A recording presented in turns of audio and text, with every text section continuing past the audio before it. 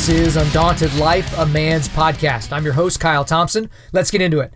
All right, guys, today we're going to be talking about the State of Civility. Man, the timing of this is pretty appropriate because we just had a display of one of the most uncivil things possible, which is modern United States politics, or really just modern worldwide politics, because we just had a midterm election. So if you're listening to this on time, we had a midterm election a couple of days ago, and it was billed as, the biggest midterm election in the history of everything. If things don't go the way for your party, it's going to irrevocably change the earth, and we're not going to be able to come back from this. It's the most important election of our lifetime, blah, blah, blah, blah. There was a lot of bloviating. There was a lot of hyperbole leading up to all this. But at the end of the day, we just had some elections, right? We picked some people for the states that we live in, and we picked some people for the nation. It just kind of is what it is. But it was a really interesting night.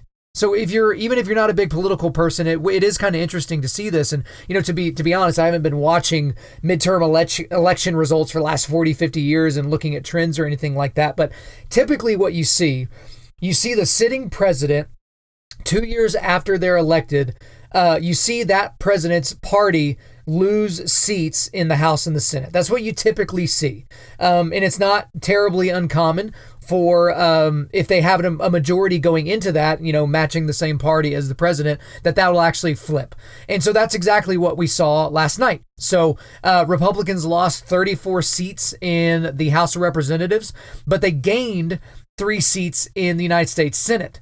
So I think most people were right in their predictions that the Republicans were going to lose the House. So now they don't have control of all 3 branches, or they don't have control of the House and the Senate and the president, the White House. There you go, the White House. But at the same time, gaining 3 seats in the Senate was just kind of interesting. And if you dig into the numbers and you dig into some of the races, is a lot of these were pretty predictable. That's why there was a really, really overwhelming chance that Republicans were going to keep the Senate, and an overwhelming chance that Democrats were going to take the House. But there was just a lot of really interesting races. I mean, you had Ted Cruz beating Beto O'Rourke, but it was only separated by a few 100,000 votes. And this was down in the state of Texas, which is supposed to be incredibly deeply red. And this was like a really, really close rate. And Beto O'Rourke is a pretty extreme left-wing guy. So that shouldn't have happened, right? You saw Pennsylvania, Ohio, and Michigan that are all kind of considered purple states that are probably the 3 most important states when it comes to the 2020 presidential election. Those now lean a little bit blue. There was a lot of governor's houses that changed here in my home state of Oklahoma. Kevin Stitt, a businessman without a political background, was elected as governor. And the thing about it, whenever we're looking at something like the midterm elections or things that are coming up like that, we kind of get a sense of what's happening in society and what kind of the tone and the temperature is on a lot of things that, most people think are important, because we all differ on the things that we think are highly important. But there just seems to be some major divides right now. And within humanity, you're obviously going to have divides, and you can look historically as all kinds of divides, right? I mean, you have people on the opposite sides of wars, on the opposite sides of issues. But right now, there just seems to be huge divides between Republican and Democrat, conservative and progressive, rural and urban, male and female, college educated, non-college educated, one race or another race. I mean, you get the point. But the thing about it is we can see this in our everyday lives, but then we can see it in polling data as well. We can see it in how people voted. People that are of a particular skin color and went to a particular school in a particular part of the country and live in a particular area, they tend to vote a particular way. But the issue that we're seeing here is we're seeing a relative increase of incivility. And the thing that I don't want to be in this podcast is I don't want to be hyperbolic. I don't want to be an alarmist. I don't want to be a conspiracy theorist, all that nonsense. Like, I don't want to be that type of person. But you have to understand that the temperature has been getting a little hotter around a lot of these issues. Things seem to be ratcheting up and not the other direction when it comes to things that people disagree with each other on. And it's just really interesting to see how Christian men that I'm around respond to this, and interesting to see as society as a whole responds to this. And so I guess where I would want to start is, kind of where I started even thinking about the word civility. And so back in 2004, I got a scholarship to the University of Central Oklahoma. And this was a scholarship that was basically created by the president of the university. It was called the President's Leadership Council Scholarship. So it's a scholarship that every year, the University of Central Oklahoma has about 16 or 17,000 students or so. That's what the average was when I was there for my undergrad. And about 1,000 to 1,200 students every year apply for this scholarship, and about 25 or so get the scholarship. So I got it in 2004. And the thing that was interesting is you got a lot of FaceTime with the president of the university. And at the time of my undergrad, the president of the university the entire time was Roger Webb, Dr. Roger Webb, and an incredible guy. He's still a mentor and friend of mine, even to this day. But just getting to learn from him and learn things that are important to him and how you're supposed to build a society and have an education and be a globally competent human being were all things that I was able to learn basically at his feet for 4 years and, in the years subsequent to that. But there were things that he talked about a lot while he was president and while we were under his tutelage. And the big thing that he talked about were the 3 C's. And the 3 C's that he said, and he said them in this order, were character, civility, and community. Those are Roger Webb's 3 C's. And he drilled those things home every chance that he got. I heard him talk about it, innumerable times in speeches, even in talking in one-on-one situations. And I got to see him act those things out. Like one of my favorite stories about Roger Webb was, I think I may have been a sophomore or something in school, maybe a junior, something like that. And it's the first day of classes. So it's Monday of the first day of classes. And if you went to college, you understand this. Monday of the first day of classes is chaotic no matter what. People can't find a parking space. People, locked, their laptop in their dorm room. They don't know where the buildings are because they figured they would just, wake up and figure it out Monday morning. They're late for their first class. They enrolled in the wrong class, so they're trying to get in with an advisor. Oh, well, there's 100 people in front of them in line because everyone else needs to see the advisor. So it's chaos, right? It's absolute chaos. Well, I'm at the University Center, which is one of the main buildings on campus, and I see Roger Webb walk through the bottom floor of this building where most of this is going on. This is where, the financial advisement is. It's where the ID, where you get your student ID. It's where that is. It's where student development and, advisement. It's where all these people are, right? And he clearly sees, he doesn't see me, and I don't make eye contact with him or something like that. He's obviously on his way to a meeting or something like that, and he sees a student that is absolutely perplexed and lost. This had to have been an incoming freshman. So 17, 18 years old, no idea what's going on, about to be a level 10 freak out. And he just stops and says, "Hi, my name's Roger. Is there something I can help you with?"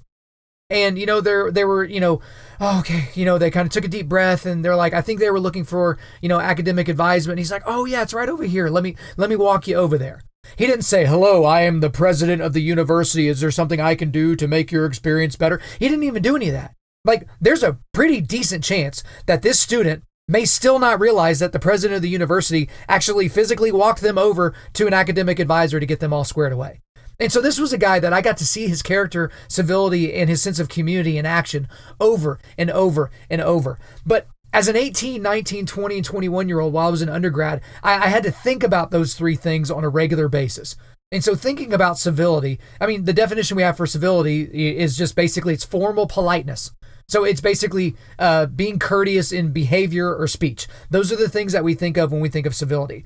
But the thing that we have to ask ourselves now is, how did we get to the current state of civility in our society?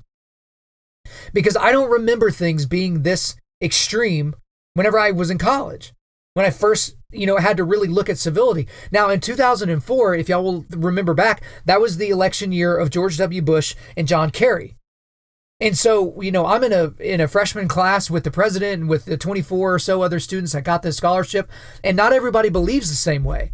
And as an 18-year-old, you're having to define certain things and put your flag in the ground on a certain issue and have cordial debates and express your opinion and all these different things. And so you're having to learn civility somewhat on the fly. Because as a teenager or even younger than that, you just kind of throw your opinion up against the wall and just kind of deal with it. I didn't really go to a high school where we were welcomed into a whole bunch of debates of any kind. And so that's kind of the difference in discussing this with people is, okay, when did you ever wrestle with this?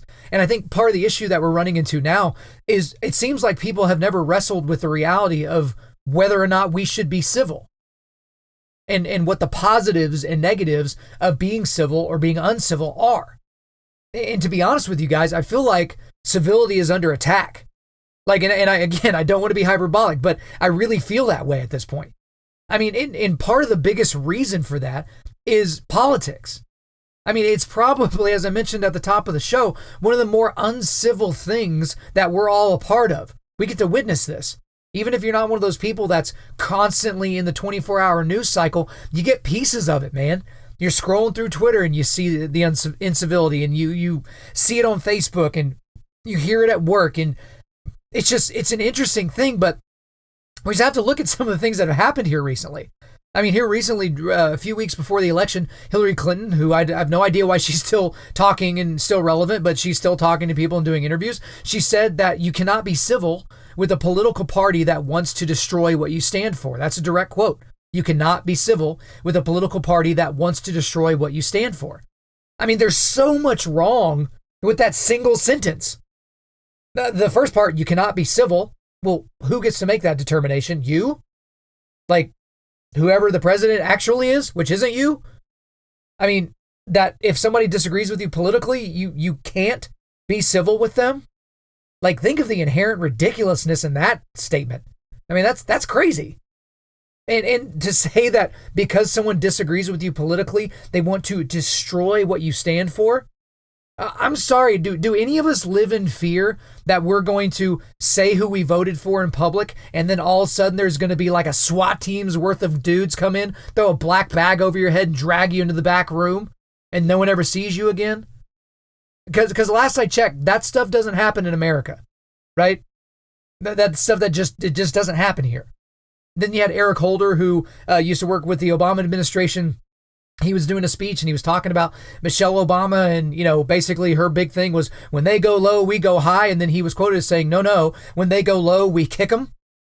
So, here's the former attorney general basically talking about if someone disagrees with you politically, that you should strike them. Now, I don't really think he was calling for violence. I don't want to be ridiculous, but I mean, that wasn't very nice.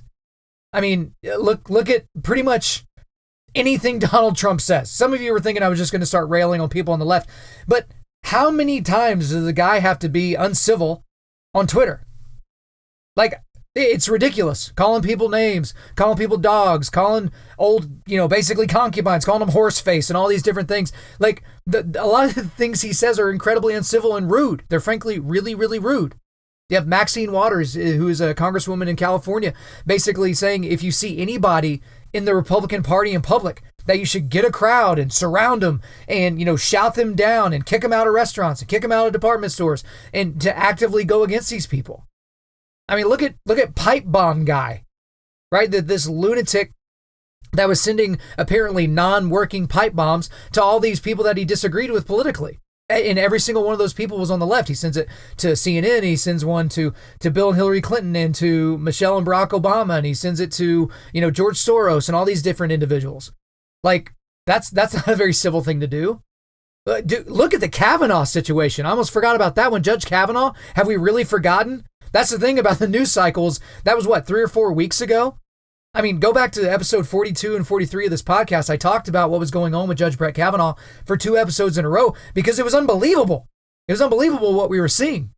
Like, the fact that with no evidentiary basis for anything, that the Democratic Party was willing to destroy a human being.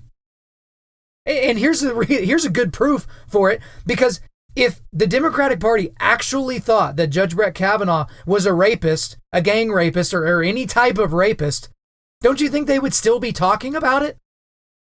Because now it's like, oh, we got a rapist on the Supreme Court. Like, we can't let this stand. It's not like, shucks, he's already on there. I guess we'll leave him alone now. No, it wasn't politically expedient for them to continue talking about it because it was a losing issue. Because everyone saw through the charade, right?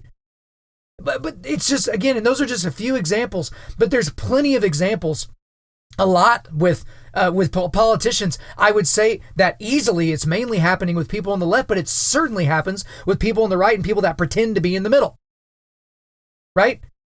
But there's kind of like fundamental differences in how people are uncivil. I think there was a great quote by Dennis Prager, or PragerU. He said this. He said, the right thinks the left is wrong, talking about political right and political left. He says, the right thinks the left is wrong. The left thinks the right is evil. But at the same time, I can see the same thing being true in the opposite. I know that there are a lot of people that align on the conservative part of the aisle, which I've told you over and over where I align, that they look at people that are on the left as evil.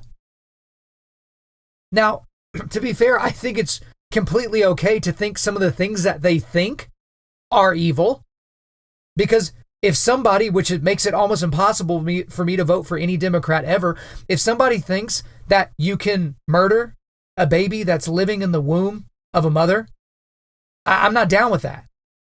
I disagree with that wholeheartedly, and I think it's an evil ideal to believe that you can murder somebody like that. But do I think that person is evil? Not necessarily. I don't know them. I just know that something they believe is incredibly, incredibly evil. But the problem is with the temperature of some of the discussions that we're having, it makes it almost impossible to have a conversation. Which, for the most part, is where civility begins, is in a conversation. Again, going back to the definition, it's just basically courteousness and politeness. Like, do you have the ability to be courteous and polite to somebody?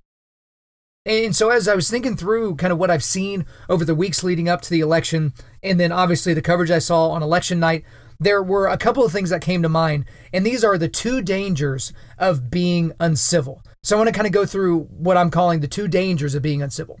The first danger is we tend to dehumanize people that disagree with us. And we see this in micro and macro levels. So we will demonize somebody that thinks LeBron James is the best basketball player of all time when we think it's Michael Jordan. We will disagree with somebody that says that the Beatles is the greatest band ever, whereas I might think Metallica is the greatest band ever. I'm just kind of making stuff up. But it goes into the most extreme situations as well.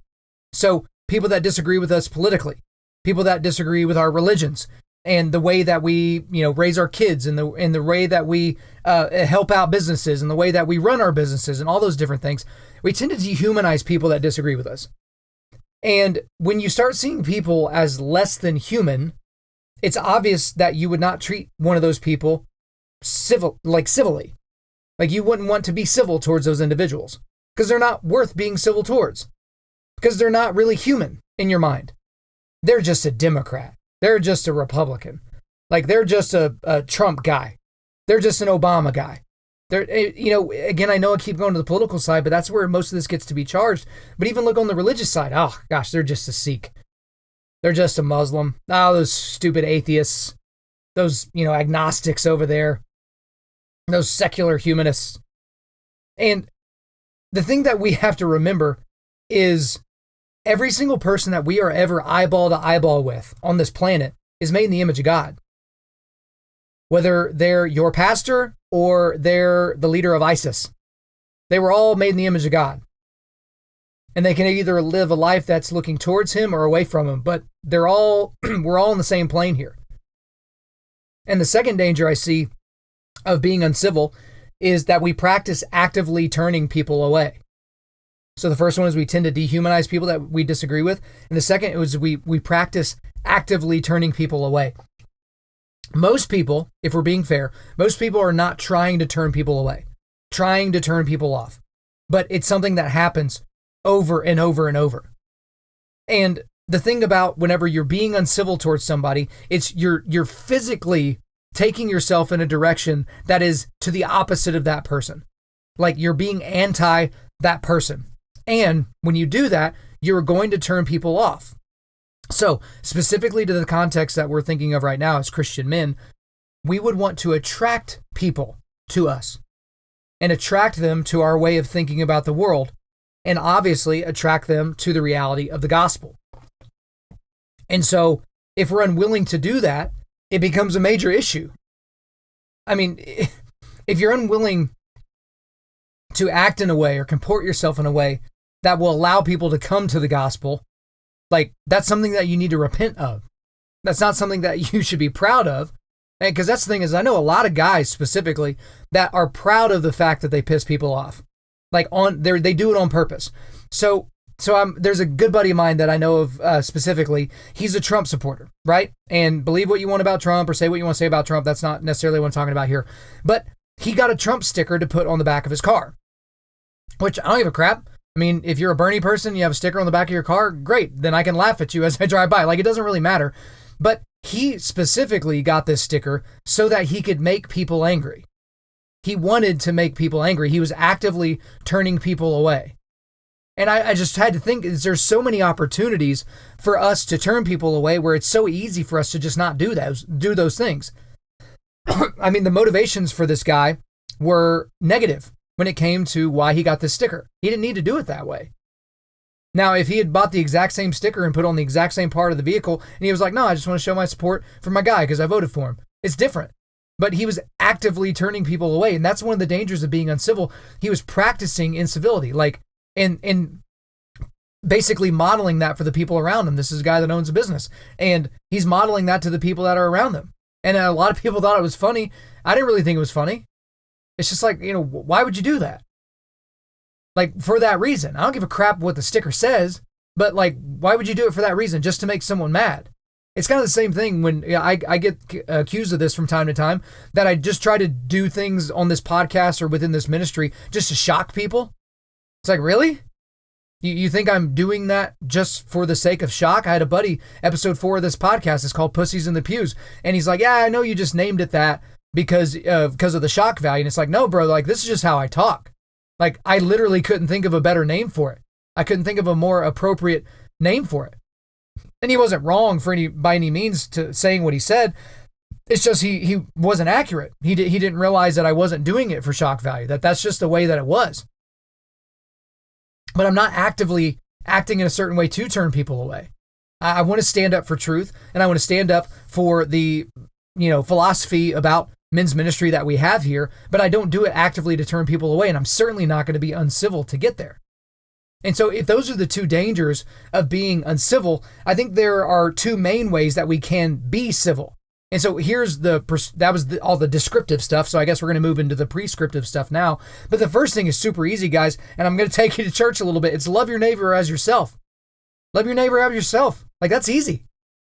Like, think of the number of issues that would be solved within your house, within your business, within your city, within this country, within this planet, if you just loved your neighbor as yourself. And so I want to go ahead and read the section of the Bible where we get that, because a lot of us will just kind of spout that out and just forget that it actually came from Scripture. And I know that your pastor is probably going over this at least once or twice a year. But guys, go to Mark 12. So if you're in a safe place where you're not driving or doing something dangerous, go to Mark 12. I'm going to go ahead and read this section here because it's such an interesting thing to watch our Savior, to watch our God, to watch the Lion of Judah take on these people that are trying to trip him up. So Mark 12, verses 28 through 34, I'm going to be reading from the English Standard Version. So here we go. And one of the scribes came up and heard them disputing with one another. And seeing that he answered them well, asked him, which commandment is the most important of all?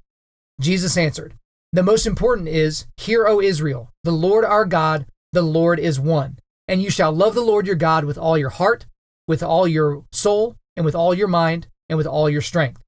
The second is this, you shall love your neighbor as yourself. There is no other commandment greater than these. And the scribe said to him, you are right, teacher. You have truly said that he is one, and there is no other besides him. And to love him with all your heart, and with all your understanding, and with all the strength, and to love one's neighbor as oneself, is much more than all whole burnt offerings and sacrifices.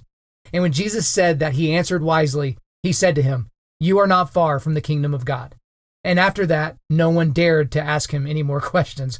I always think that cracks me up. I don't know if that cracks you guys up, but no one dared to ask him any more questions. It's like, yeah, because he's owned you over and over and over because you made this way too easy for him. Like, when are you going to stop bringing him this weak sauce? But that's an incredible thing for us to remember, that they asked him for a singular answer and he gave us two. He basically described how we're supposed to love God and then how we're supposed to love others and love your neighbor as yourself, which, I'm not going to go into a sermon about that because y'all have heard it all before. But, if you love yourself well, you have to love other people well. And That's one of the main ways to be civil. Again, going back to this concept of everyone that you're ever eyeball to eyeball with is somebody created in the image of God and worthy of dignity and respect, regardless of what they've done up to that point, right? So that's the first main way to be civil. And the second is to be intellectually honest. Be intellectually honest. This is one of my it's one of my most frustrating things watching people interact is that they're so intellectually dishonest. Whether you're seeing people spout their opinions on Facebook or whether they're saying things casually at the workplace or something like that, when they're not being consistent in their ideology. They're consistent when it's convenient for them in their argument or whatever they're trying to get across to you or say to somebody else. But then whenever you flip the script a little bit, it's not nearly as important to them to stick to that. And so one of the things that I think is really important, this is a great litmus test since most of this has been about politics, is think about something that your favorite current politician is doing, right? Let's just use two of the easiest examples because we can compare them side by side. So let's look at the previous president, President Barack Obama, and the current president, Donald Trump. So during the 8 years of Barack Obama's presidency, I was miserable. This guy, I was rooting for him because guess what? I live in the United States of America, so that was my president. I chose not to vote for him twice, but it didn't matter. The country spoke, the Electoral College did the thing it was supposed to do, and he was my president. But then he subsequently did thing after thing after thing after thing that was completely against what I felt was right, what I felt was moral, what I felt was ethical, what I felt was good for our country. Didn't make him not my president, but I didn't like the things that he was doing and the way that he was going about it. Now, you will probably have a lot of people, maybe it's even you, that will say the exact same thing about Donald Trump. That's how they feel about Donald Trump. But this is where we have to be honest. Is if when Barack Obama did it, you were furious, but when Donald Trump does the same thing, you think it's okay, that's not intellectually honest. If Donald Trump does it and you think, great idea, but when Barack Obama did it, you're like, that jerk. That's not intellectually honest.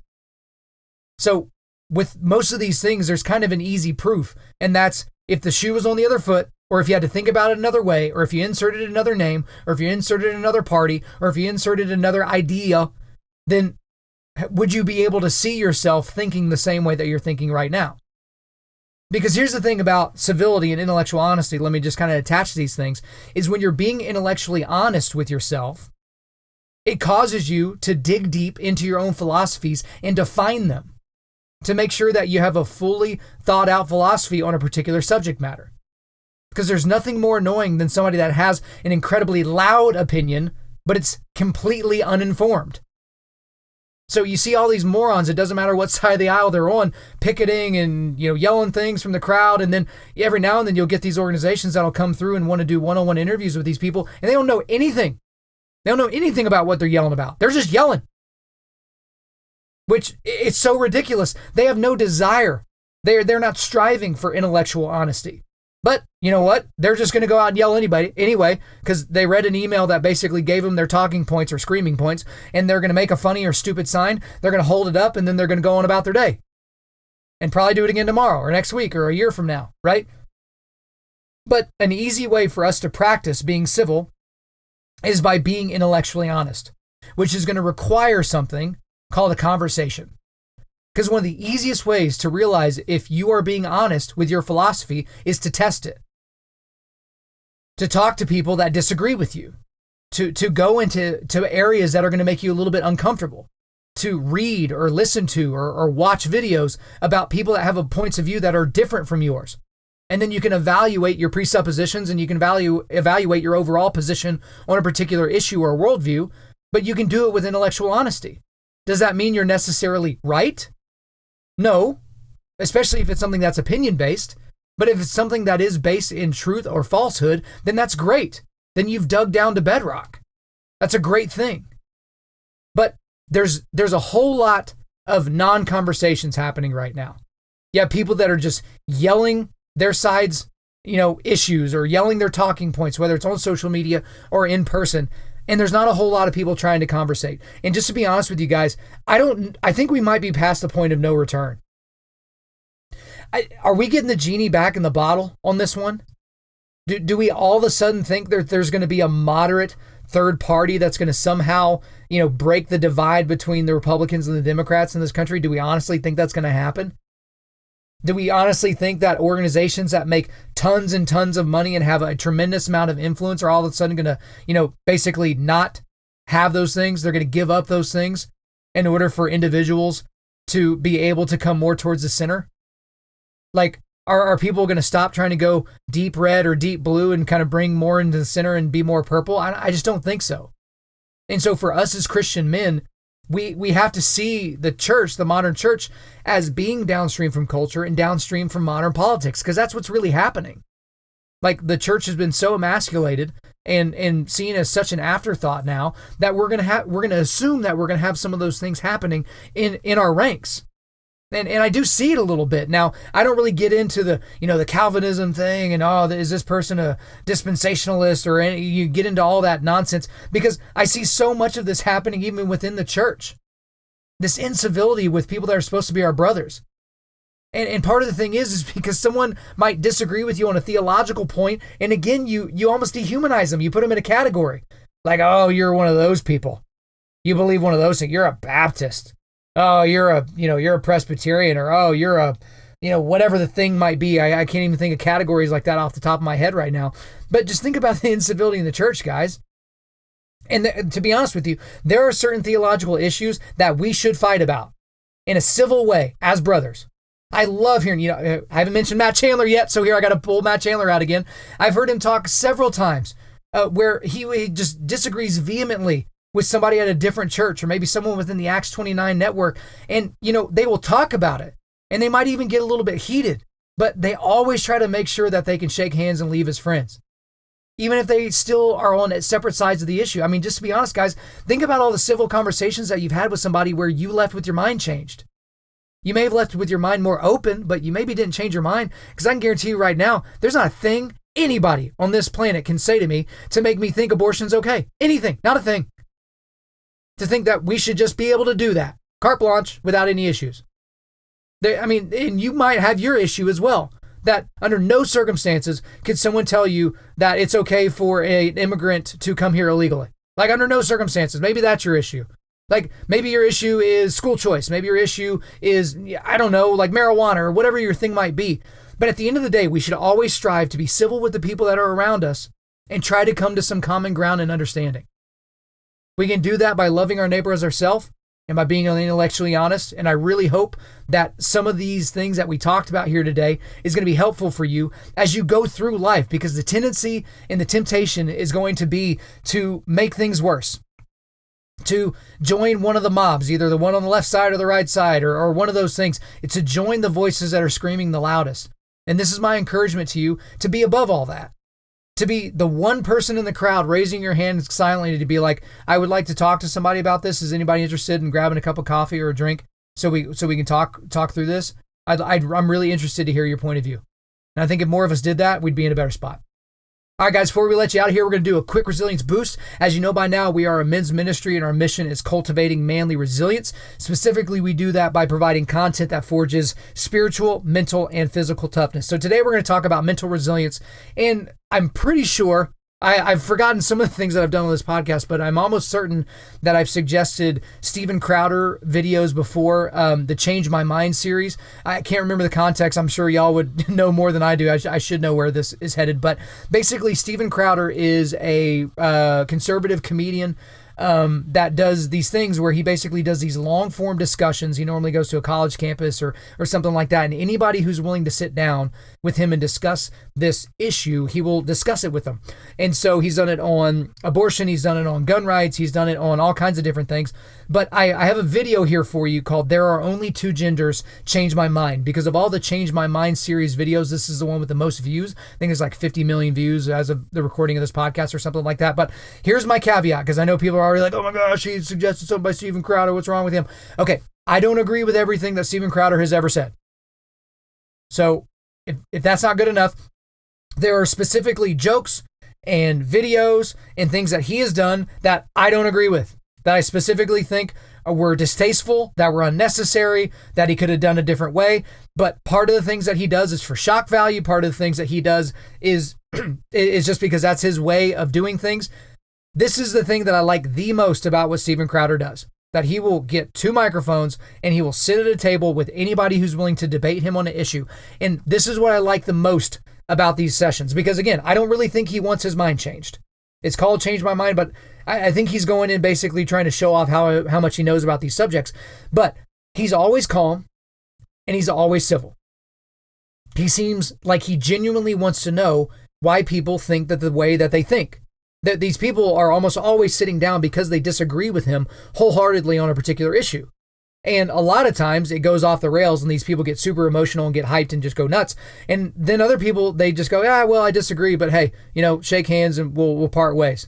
And I think it's something that we need to see more of. Like enough of the little 2-3 minute hits on the nightly news and stuff like that. Like it's these long form discussions.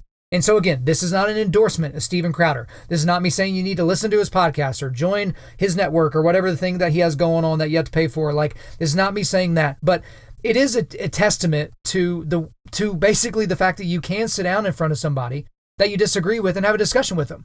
Now, it's a little weird because there's usually several dozen people sitting around watching and basically keeping notes on what's going on them, verbally sparring back and forth. But these things could very easily happen without the crowds there. It's just he does them in a public forum, and that's how it is. So anyway, hopefully that's helpful to you, and hopefully that video is interesting to you. And if not, shoot me an email, and maybe I'll read it. All right, guys. Thanks again for listening to the podcast. I really appreciate it. Please subscribe on iTunes, SoundCloud, or Google Play, and refer your friends to listen, and share this on social media. If you use the hashtag Undaunted.Life, we will be sure to find your post and give it a thumbs up. If we deserve a 5-star review, guys, please leave us one. We are currently still 5-star reviewed, and this podcast will continue to grow if you continue leaving us good reviews with a few sentences telling us what you like. I'm currently booking speaking engagements for the last couple of months of 2018 and the first 3 quarters of 2019. So if you'd like for me to come to speak at your men's event, at your conference, at your camp, whatever, hit me up at info@Undaunted.Life, info@Undaunted.Life. Our website is www.Undaunted.Life, and you can follow us on Instagram and Twitter at Undaunted.Life or Facebook.com/Undaunted.Life. Check out our free devotionals on the YouVersion Bible app. Just search Undaunted Life under plans. And as always, we want to thank the band August Burns Red for allowing us to use their music library for our content. The intro-outro track on this podcast is their song King of Sorrow, which is off their latest record entitled Phantom Anthem. The links to all of this are in the description. I'm your host, Kyle Thompson. Remember, keep cultivating manly resilience, keep forging spiritual, mental, and physical toughness, keep seeking the Lion of Judah.